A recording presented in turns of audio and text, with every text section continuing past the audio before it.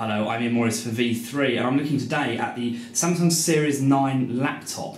Now this is an interesting machine, not technically aimed at businesses but likely to be very popular with people who travel a great deal. It's incredibly thin and light, designed very much to compete with Apple's MacBook Air. Does a very good job of it. It's compact, maybe not quite as small or light as the Air, but it's really, I mean, if you're going to be travelling a lot, this is an ideal form factor.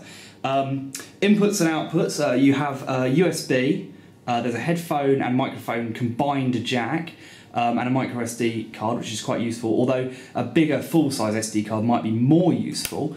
On the other side, you've got a charging point, which is a sort of proprietary connector, but works pretty well actually. It's nice and lightweight, and it doesn't have any of that traditional laptop clunkiness to it, which is quite good.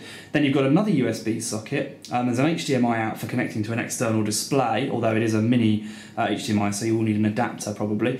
And there's also an Ethernet jack, again requiring an adapter, but that is provided in the box. Now the laptop is really fantastic to use. Everything about the keyboard we loved. Typing on it's very good. We didn't notice any particular problems with it, aside from the trackpad, which is the sort of the device's weak spot really. We like it to use as a trackpad, but the problem comes when you want to click. Now you'll notice there's no buttons.